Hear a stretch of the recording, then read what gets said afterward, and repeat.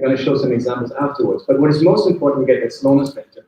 It does not only point to where the earthquake is coming from, which allows the location to advance in time much, but it also tells how fast that signal, that wave field is sweeping under an array. So I'm not going into details, and I promise you there won't be any equations. So we're just dissecting this array into many subarrays, getting the estimates for each of them. If some don't have good quality parameters, we discard those. And in the end, we get an estimate of the fan, of directions, and of the slownesses. So we have an example of an array. Actually, this data is not in this array, but one sitting over here, Andi, one of the first babies. We see on top 4 vertical traces. Underneath, we see the back azimuth, the slowness, and some quality parameters underneath. We see as long as we have only noise, all subarray estimates that fluctuate strongly. Also, the slowness is shows there's only surface noise traveling along the surface, and even some acoustic stuff. And the quality is very low and fluctuating. Once the coherent P wave arrives, we're talking here, the event is down here, so we're at 60 kilometers, magnitude 4.5. So it's quite low magnitude, it's beautiful still. We see that all these ensemble collapses into a small fan here, which allows us to determine within a quarter of a second where the events look directed at, where it's coming from. And we see here that all these, the seismic velocity, where it was before traveling on the surface, it now comes from speed below. Strongly hinting at that we're talking about an earthquake. And all the quality parameters shoot up. So this is actually another array which we have deployed next to a road. And here we see an earthquake, like with beautiful coherent signals. And we see that they all arrive at every of those stations. Here we have 6 stations in that array within like 150, 200 meters aperture radius. They appear simultaneously at every station. So they travel incredibly fast since they're coming from below. And here we have some noises we constantly observe on the roads. And we see the amplitudes are very different, and we see that the pulse sweeps at very much slower under the array, which allows us to identify what is what. So here we have another station which we just deployed next to a mine field, which they were just mining once we were installing that. I don't think the pulses from the explosions or whatever happened. That might be just trucks or whatever, working vehicles. But this is what a single station, a 3-component sensor sees. And this is what the array sees when we extract for us the possible PLS phases. So we clearly see that a single array surely gives us the indications of the seismic phases and filters out most of the noise that we might observe, which makes it very suitable to install it in even industrial regions, whatever is strategically wise for early warning. So, given this confidence that we have on detecting seismic phases, we are confident enough to base our locations and everything on 2 sites only. But how can we do that? With only peak phases, obviously not, but since we have the azimuth, it's quite easy to do. Here we see the catalog location. We see the P phase just hitting this array of nuts. And we see 0.2 seconds after the P arrival, we have direction already. Now, we have to give it some time, and as the P wave progresses, now hitting the second array, we have an EDT here, which since our seismogenic depth extends from -5 to -20 kilometers, so we integrated the EDT up here. We see we already have a clear intersection here, after 0.9 seconds after first detection. Now, 0.2 seconds later, 1.1 seconds after first detection, the second back azimuth confirms this region, and we have a robust location. So we've seen in the talk yesterday that a standard methodology needs about 8 seconds after origin time to provide warning or to analyze the source. Here it's 4.5 seconds after. That means we have just reduced the surface of the blind zone by a factor 2. So it's 50% of unwarned people could be warned right now. And even more important than reducing the blind zone is, of course, the ring around the blind zone. Let's say here we had almost, with 8 seconds, we almost at 30 kilometers blind zone. That almost hits 2 population centers, which are Jerusalem and Amman, with about 6 million people located there. And even if we just out the blind zone, then the response time is too short to do anything with it. So we want to have feasible warning. What is even more important is that now this ring of the next 12 kilometers around the blind zone, which before did not have enough response time, now starting to have feasible and usable warning time with about 6 seconds, 5-6 seconds, where you can just start doing something. And in all that zone, if in a densely populated area, it contains just these 12 kilometers, the ring around the blind zone contains as many people as are in the blind zone itself. So what you haven't really seen in here, but what I want to point out is that with two sides, we have 3 independent constraints, 3 back azimuth and the EDT. If any of them, they're independent, they could shoot in totally different directions. If they hit the same spot, we're confident in the location. Now, if we just use standard techniques, and I heard some of you are starting with 3, usually with 4 stations, you might, based on the geometry, have mirror solutions, but forget about them. You have a coupled system. There's no redundancy in it. High percentage depth we have to determine beforehand anyway, we have to fix. But if now any change in picking time will just move the epicenter around, we have no redundancy in the system. Or here we have a 3-fold with just 2 sides. So it gives us confidence. So we also want to show what we did the last year. We always were keen on picking the S phase because it helps in many instances when the epicenter is very close to the first station. To do that, for the P wave, we always analyzed between all the 4 sensors the vertical and correlated them in that direction, everything. So with the S phase, we had to go to the horizontals. That means you have to align them perfectly with each other, and you hope there's no tilt with the sensors. Anyway, we said, actually, Alon pushed me so long until it finally worked, took us some time, but it was worth it. We translated the Cartesian coordinates just in a spherical coordinate system, seeing that inclination and azimuth doesn't carry much information that is needed if we compare signals between sensors, but everything is in the modulus, which is easy to compare. And what does allow us now? We don't have to work with horizontals and 3 different traces. We can do it with a single trace, which is now totally independent of sensor orientation. So if they ever in the near field happens tipping or rotation, whatever, we don't care about it. It's totally rotation invariant data. So now, I said we like to find the S wave, and it's extremely easy with arrays and extremely robust, and I just want to hint at how we do that. Let's say we have 4 sensors. By cross-correlation, we find the time shift pattern between the P phase arrival, between the 4 sensors. We can invert that mathematically and get what you know on a slowness map of arrays. You have like a beam, a P beam, where if you would plot it all, you would find this maximum here. So now we know the S wave will come pretty much from the same azimuth, but it will just move much slower, almost twice as slow. Root 3, we all know that. That means all I have to do is stretch that pattern by 1.7, root of 3, square root of 3. That means I'm moving my beam up in the same direction, further out. That means I'm checking not anymore, pretty much it means, and if we have an array, we see all the times waves passing through with a certain velocity, which is similar to the P velocity. As soon as the S wave happens, we see it coming from the same direction the original P wave arrives, but it's only twice as slow. It's extremely slow to switch through. So it's a very strong indicator for an S wave arrival. So all we have to do is now, once we have the P wave triggered, we have this beam, which are different shifts, and we just look at the mean cross correlation for these 2 shifts. In the P phase, this beam will win, and now we just wait. We just wait until a phase comes where the S wave beam will win. Will be stronger than the P. Here's an example of this. I just put 2 data for, what is it, 30 kilometers epicenter distance. And I flipped the one around. So this is the modulus trace. This is the right way. This is flipped. And we can just compare how similar they are. So the S wave is not very developed yet.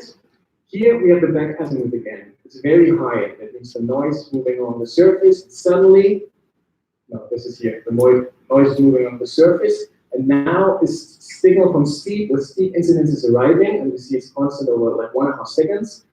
Also, the back azimuth points to a certain direction. And within this little interval, we determined, okay, it's seismic, we know the direction. Quality parameters are beautiful. Now we form these 2 beams. The blue one is the P beam, and underneath is the S beam. So P wins, P phase. Obviously, we knew that before. But now, once the S wave hits and the between is beautifully quiet, we have the S beam clearly wins, and we indicate the as a rival. So it's very easy, and we can with confidence pick the S-waves, which allow us now, even if we only had a single array, to confidently, here we compare the catalog locations with a single site which located all these events, to locate them. So this is, of course, for early warning, not meaningful what happens a large distance, but if it's close by before it hits another station as far as networks, we are able to locate it, get the distance, and work on the magnitude from there on. We had a good month ago an event here which Iris located. It's a magnitude 4.5. Here's Allenby, which located it also. But of course, it took Allenby much longer than the others. Why? Because we waited for the S-waves to arrive. When the P waves arrive, it looks pretty much like this. And now we have to wait till half a minute, the S-waves arrive later, and that is, of course, not meaningful for early warning. So here we apply the concept again of not yet arrived data, but for the S phases, we roll the picker, which so far, whenever S phase arrival we had, never picked the S phase late. So we confidently we can pick the S phase and will not miss it. And now we just say, in a second after the P arrival, no S wave was detected, it gives an exclusion zone, because if the earthquake was really in here, we would have detected the S wave already. We can wait another 2 seconds, and this exclusion zone grows. It gives us a minimum distance, and it gives us a true minimum magnitude based on the amplitudes that we observed so far. And if we talk about typical, already large epicenter distance of 50 kilometers, then just waiting 3 seconds gives us a minimum distance of 21 kilometers, and geometrically, we're underestimating the magnitude only by 0.3 orders of magnitude, so hardly anything. So this allows us to warn much earlier also if one station detects much earlier than the next ones, the second, third, fourth. So pretty much I'm at the end already. I have one thing I want to address afterwards, but this is extremely powerful and gives a huge gain in warning time, decreasing the blind zone if the network is sparse, or if the epicenter is much closer to 1 or 2 than to 3 or 4. If it's in the middle of it, then obviously we have 4 P arrivals right away, and if it's in the center, inside network, we locate it even without any special technology with single stations. It's strong outside the network because we nail it with the back azimuth. And with the mirroring effects, we can solve by NYD also, but back azimuth naturally does it. And of course, in on-site and industrial regions, it's extremely strong. So the lack of stations we compensate by additional constraints, mainly the back azimuth, which allows us to provide early, robust locations. Another thing we did, because we might be moving into the Himalayas soon, we extended into 3D arrays, which also beautifully allows us now not only to see the apparent slowness, but the true slowness, the true wave field, how fast it passes through the array. Haven't tested it much yet, but we hope to soon. So now, since I'm done, but there's one thing I want to just pass on, since I have the hats and all the responsible people that write the codes or have them underneath them. Here's an extract from our location module, the matrix itself, like what our algorithm sees. In here, we have 4 stations, and I picked one area that we really haven't observed like that. But even if we had another one, like moving this station down here, it would look the very same thing. So it's very typical that you might all observe, since I heard from some of you that you start locating with 3, and we all know many do it with 4, and you do it with P phases. That often you might have pretty much the rules, and some Chinese colleagues found that out a few years ago. Whenever you can place all your 4, 5, 6, or infinite stations on a hyperbolic shape, there might be ambiguities. And I know that many of our codes that we run today are not catching that there might be multiple equally likely solutions. One is usually extremely sharp, close to the network, and the other one is far out. The closer it gets to the edge of the network, this one moves out. You all know that teleseismic events might be mirrored inside your network. There you know that effect. But often you have things that are either one solution is here, the other is here, or I can move, if I move this a little further down, this moves down here, and so on. So if I ask my algorithm to show me the whole picture, I see that map to the side, I see these 2 locations, and pretty much we had quite jump in our algorithm, and this is pretty much the points you see are all the tested locations. So our algorithm is much cleverer now how to find those regions without scanning the whole area, and it uses uncertainties in the model and the picking and so on, so it's quite robust. But I just generated this little thing, and I would just like to ask you to take a picture of that, except for you're 100% sure that your will not fail if you have multiple locations. So here are 4 Lagrange and P arrival times. Extremely simple, and you can take a homogeneous half space. And just see if your algorithm is able to find out that there are multiple hypercenter or epicenter solutions, and to see how it handles it. Well, that's all. I thank you for your patience. Thank you very much. Is there any questions or comments?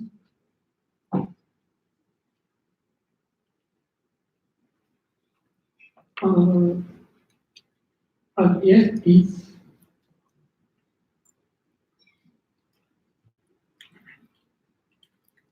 So yeah, just to talk really exploring things like hackers want to understand this.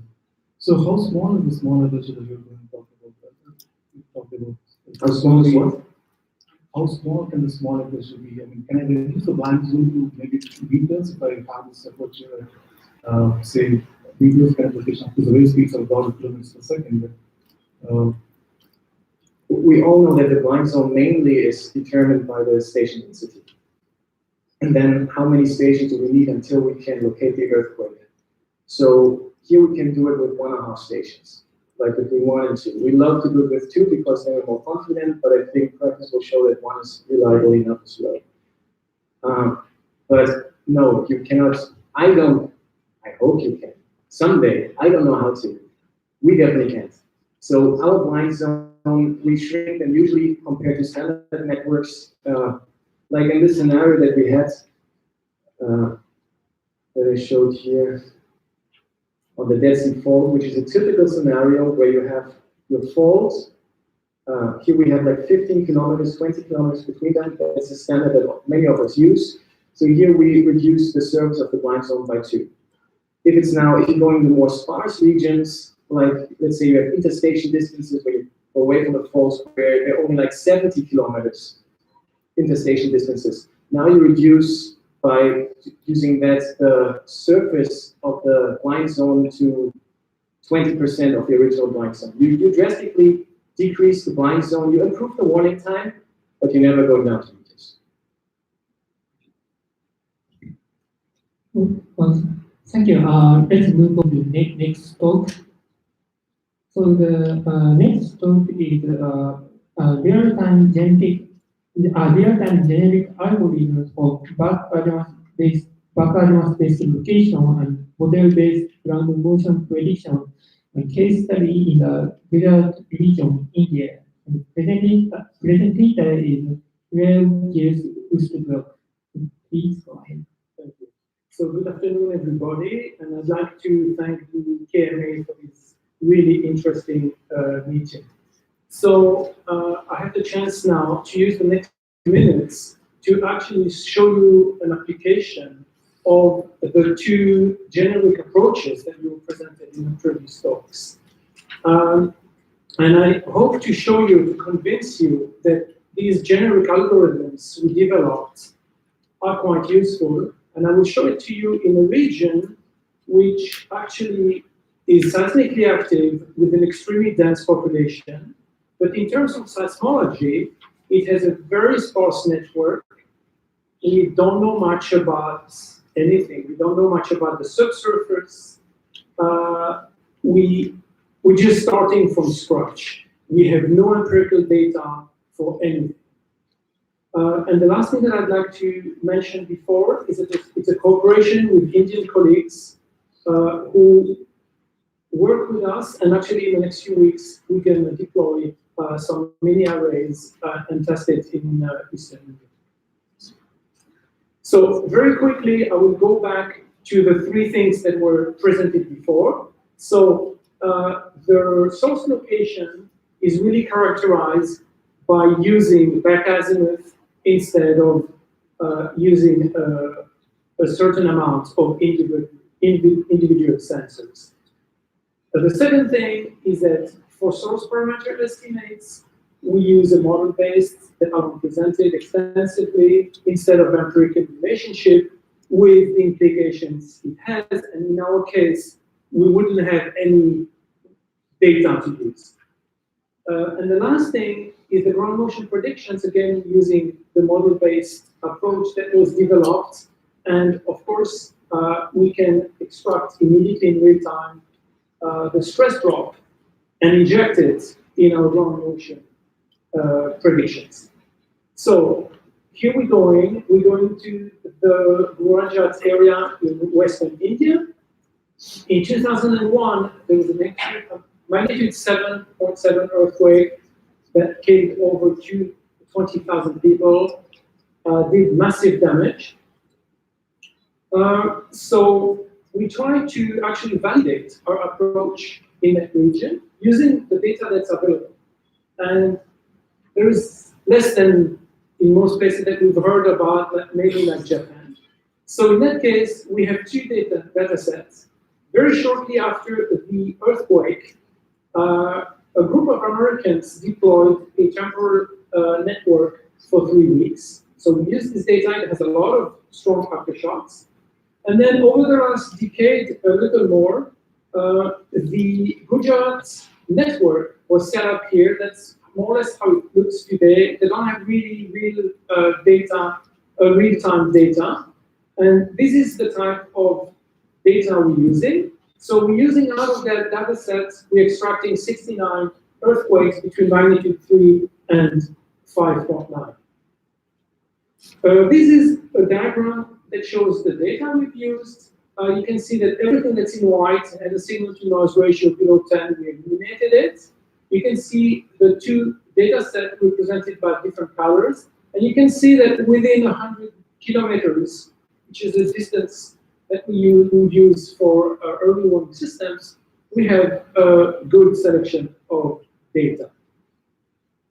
Now, that image I think you've seen previously through Andi. So basically here again, what we're using for location is that we're interested in analyzing the direction and the length of the slowness vector, the back azimuth.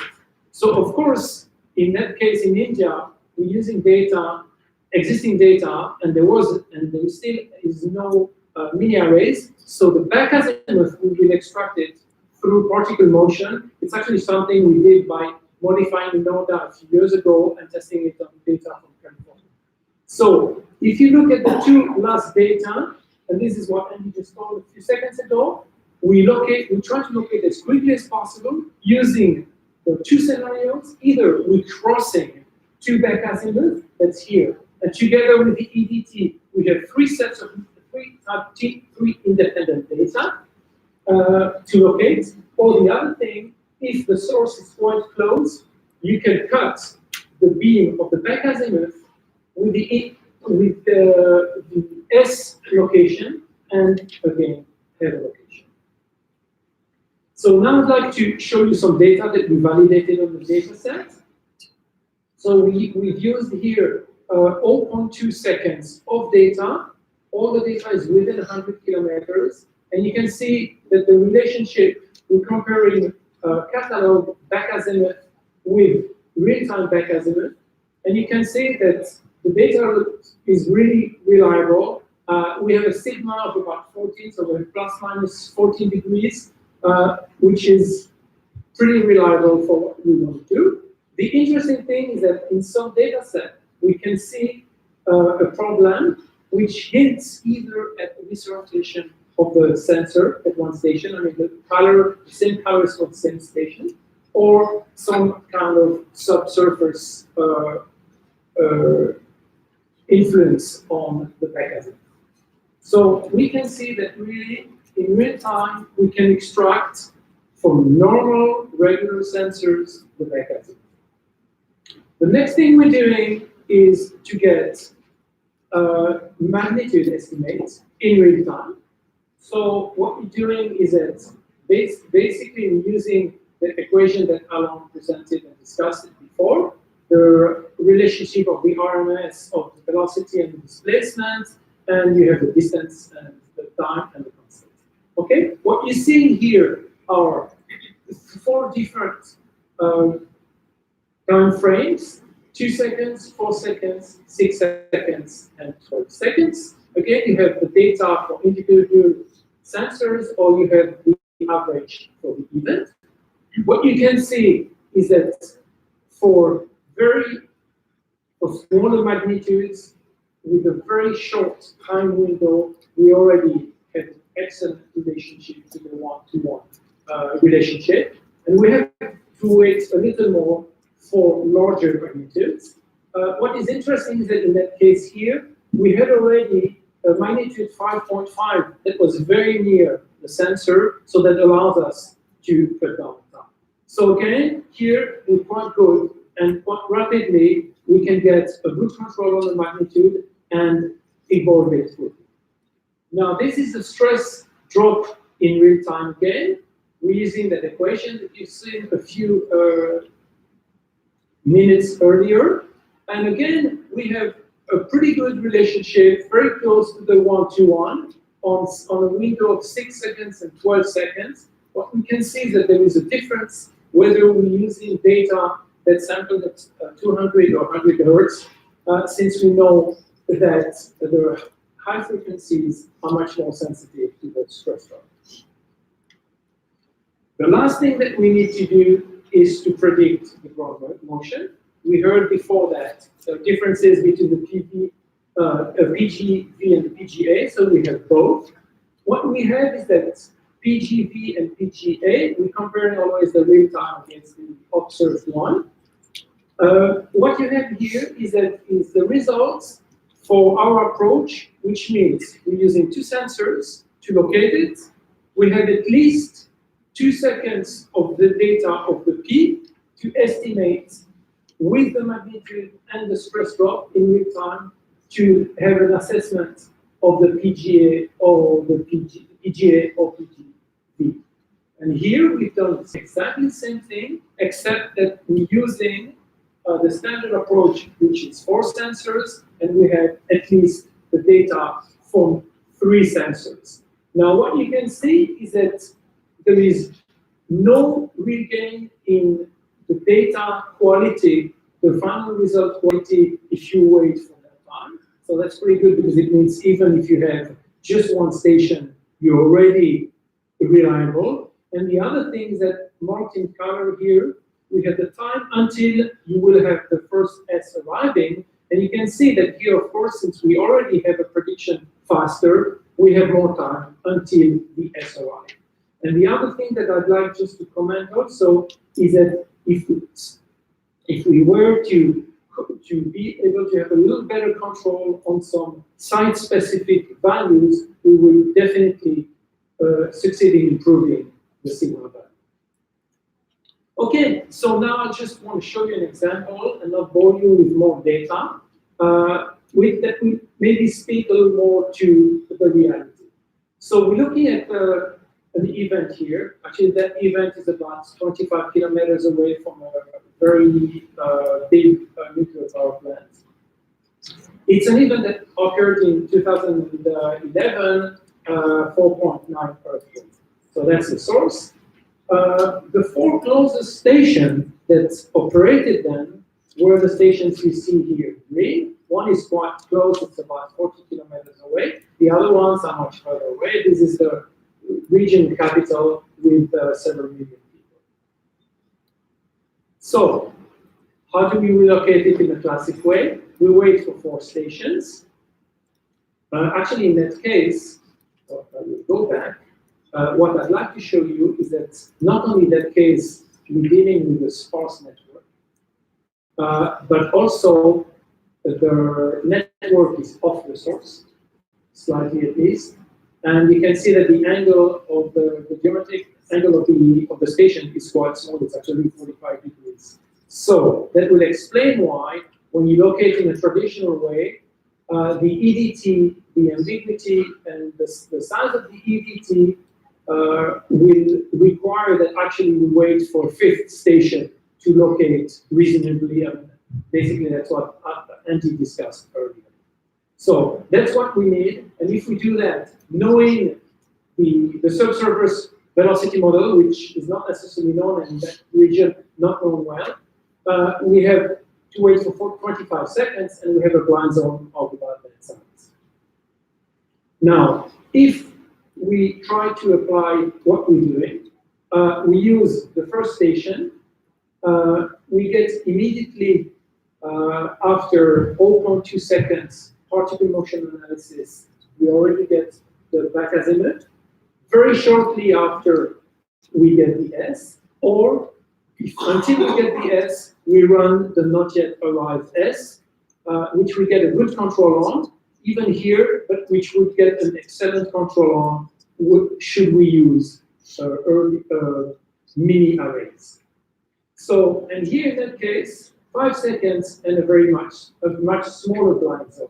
Now, I'd like to show you that on a time zone, on the time table. So here you have the time in seconds. Here you have different parameters, and you can see that we have to wait for the successive peaks up to the fifth one to have a location, and then that gives us already a magnitude estimate.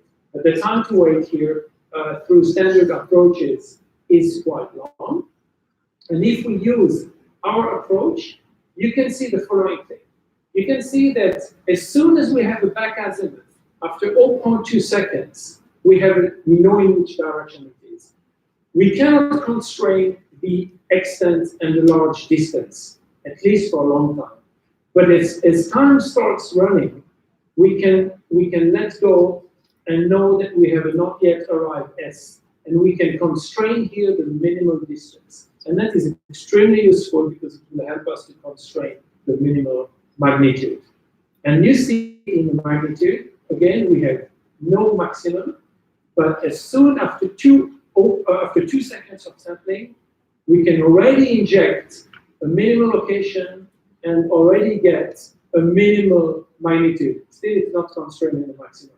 But that is extremely helpful. And you can see that, again, we have a very small blind zone. It's about 8% of the upper blind zone. So in that region, with such a high population density, it's quite useful. And you can see that, yeah, the accuracy also, before we can increase it, as soon as we have more locations, we can see that we can already constrain the maximum. As soon here as we would have an S absolutely surely detected by a mini array, we can cut it the maximum magnitude. Okay, so I'd like to summarize, and basically our generic approach to early warning systems. On the photo, you also see some of the equipment that has been designed. Now we work with an Israeli startup that is designing some unique and actually quite low-cost technology for everything. We also use regular sensors. And you can see that that basically shows us the way, or leads us to be able to produce real-time peak ground motion maps, shape maps.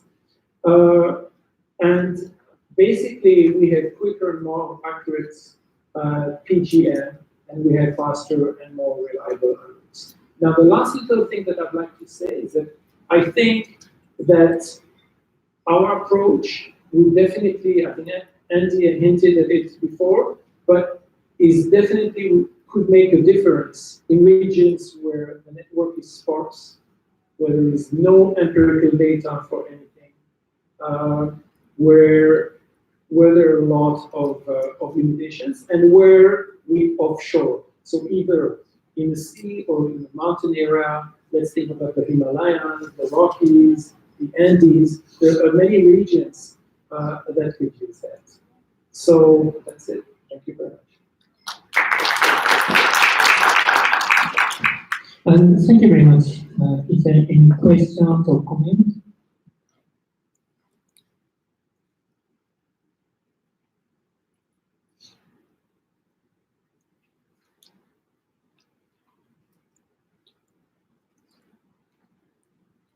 So I have one question. Uh, result to apply to the India is just not rerun or simulation your whole system, right? Okay. Or actually you already constructed the No. system? There are two things. The project that we have is starting now deploying in the next few weeks mini arrays has very little data, not even individual sensors, so we couldn't test anything. And that's what we try to test and validate our approach with existing data. So what we're going to do now is deploying in Eastern India, in Bengal, and have set up and test our approach with real data, with mini arrays, which combine very high resolution but low cost MEMS as well as standard sensors. Okay, so it's two different things. We just started there because we wanted to validate our approach, and we don't have the data yet over. Okay. Thank you. Any other questions? Answer, please.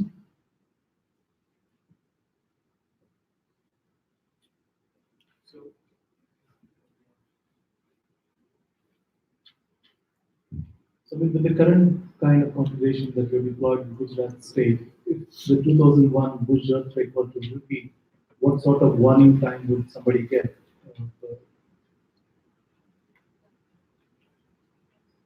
You mean using the existing stations?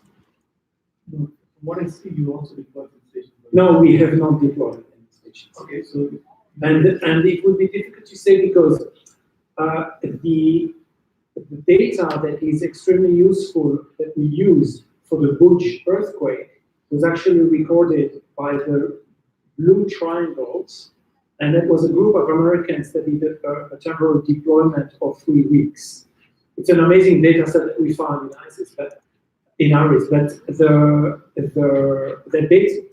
network doesn't work anymore, and the normal network in Gujarat is still quite sparse and doesn't have any real-time capability. Okay, so we hope as soon as they'll have real-time, then we can probably start applying it in real time. But until then, there is no possibility. Okay. Thank you. So let's move on to the next talk. For the next talk is by Yuki Kodera. The title is Improvement of the Ground Aspect Rerun Algorithm by Introducing T-Waves and Distance Attenuation Relations.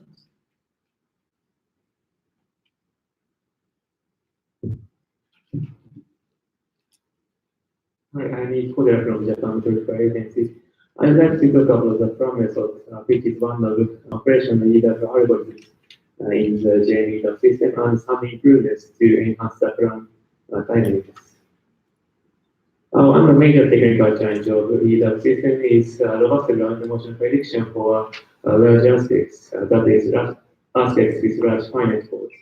When the Tollbrook aspect got up, the JME system and the predicted intensity for wide areas.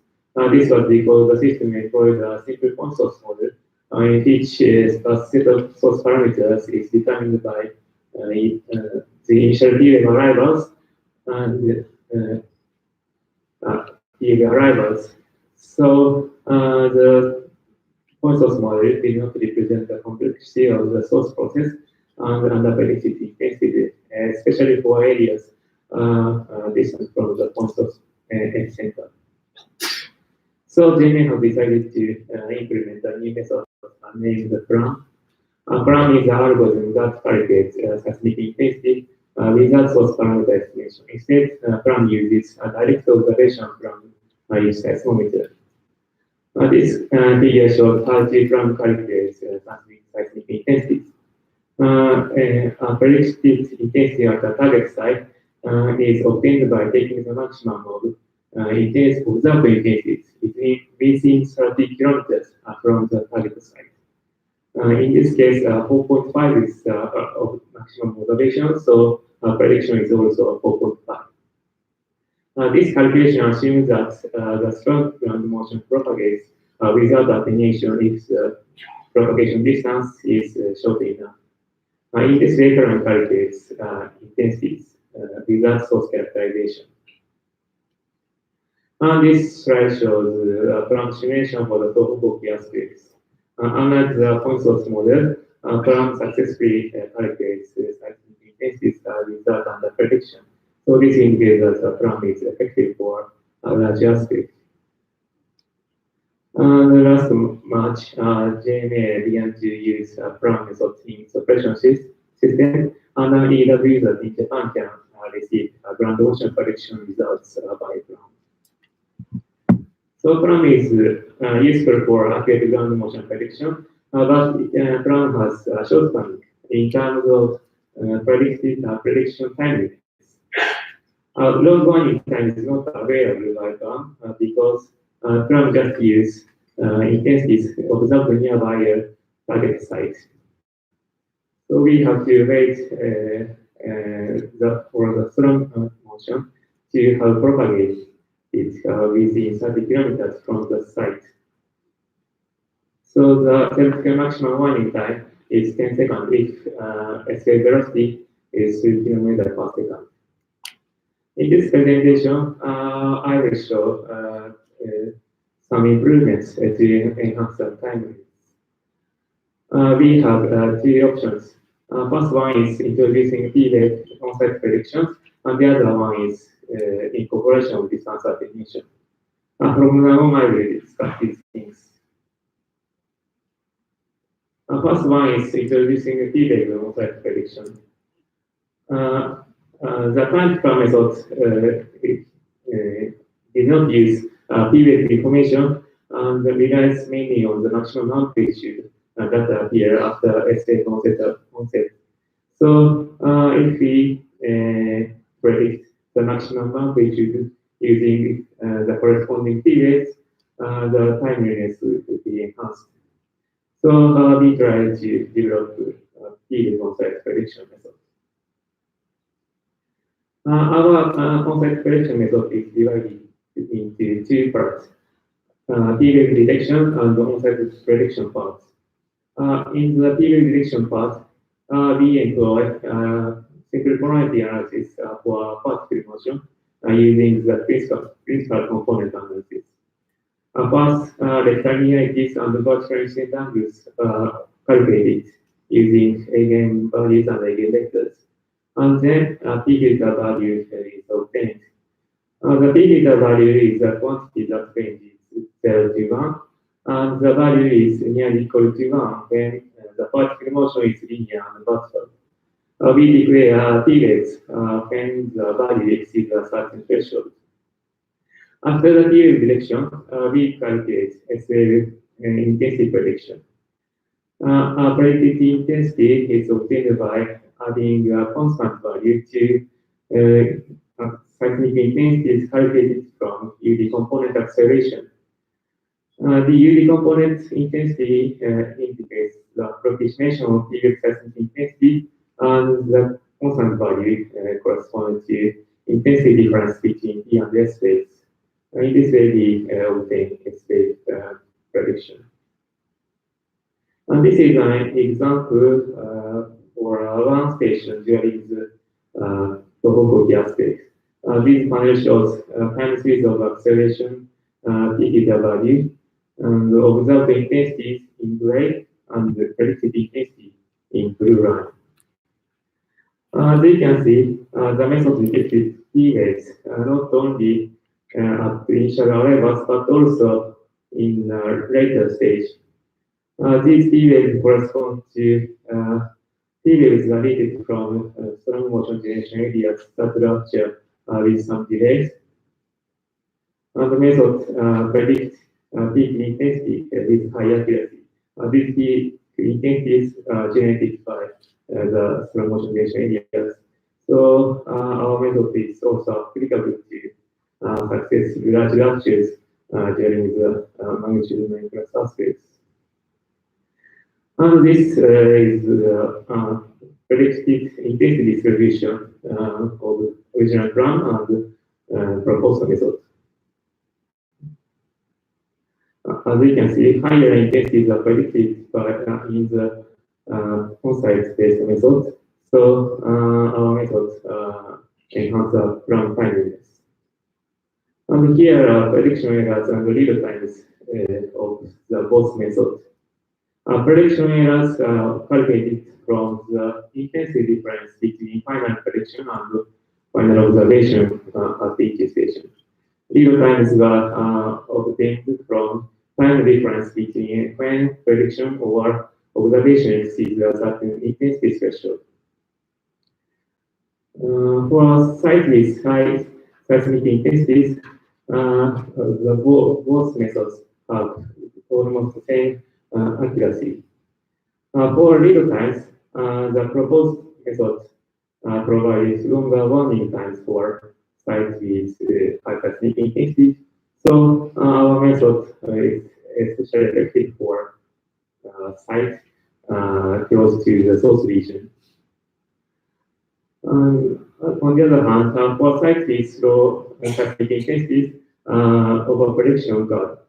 This partially because for speed prediction. So in this point, we need to do further improvement in the future. Okay, the second one is introducing distance attenuation.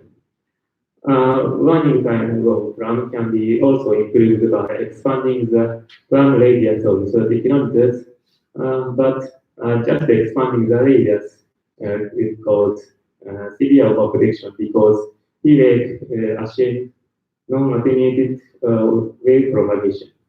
So to expand the radius, we need to introduce some attenuation assumption. So we have developed a method to estimate distance attenuation in real time. The method estimates distance attenuation by monitoring observed intensity surrounding stations.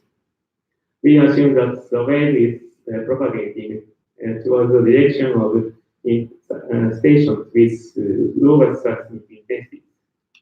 And the method estimates distance attenuation using these stations. In this figure, the green line indicates the final intensity distribution along the central distance. And the blue line shows final intensity distribution in which P waves and S waves located at these positions. And slow motion has already propagated within R1 region. The method fits GMP function using these intensities, and the method predicts intensities by extrapolating fitted GMP.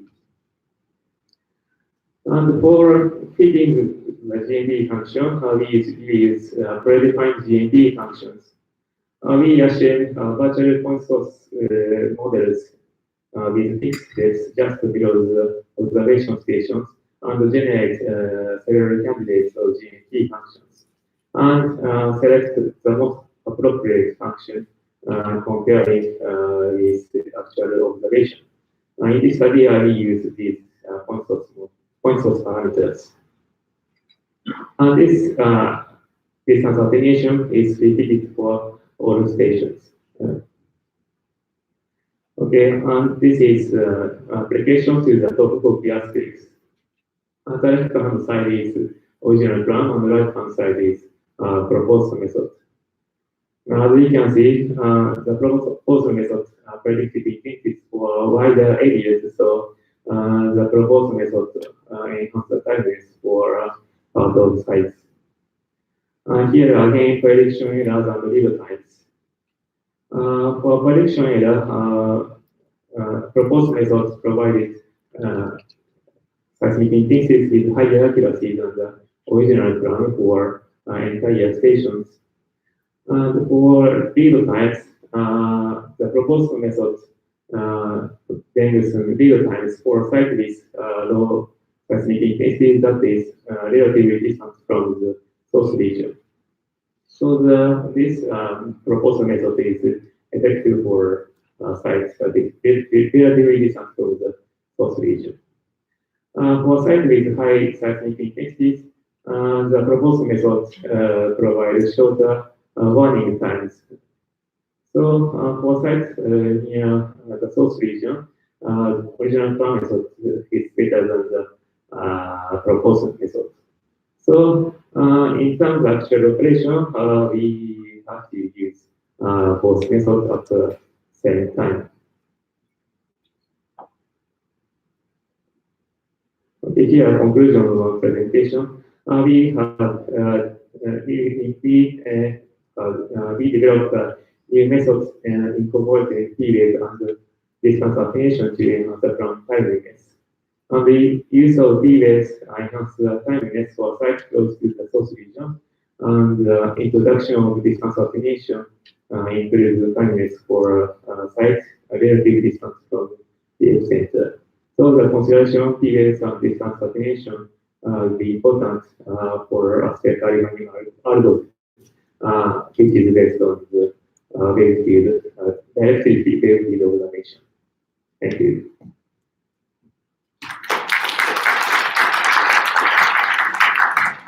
Thank you very much. Is there any questions or comments? Yes, please.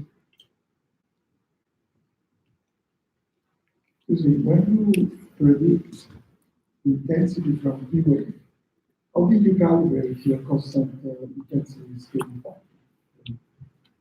What is the procedure? We just adding a constant value, and the constant value comes from the previous study. So we just compare PVP intensity and SAV intensity and some total regression line and to estimate this value. So we just adding the constant value.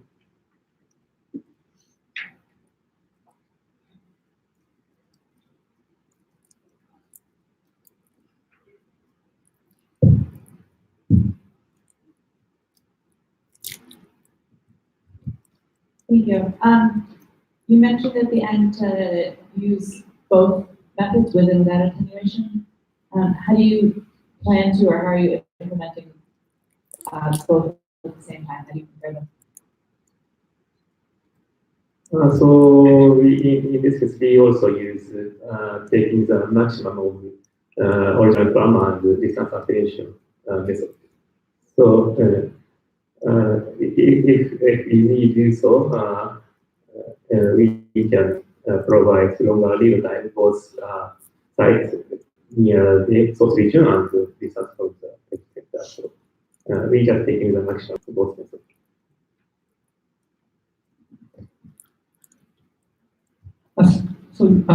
Thank you, Korea-san. So we would like to change the schedule. So okay, thank you very much. First of all, let me put one thing first. The presentation is already late, so I think it's good time to have a break for a moment. Yeah. So we have to have a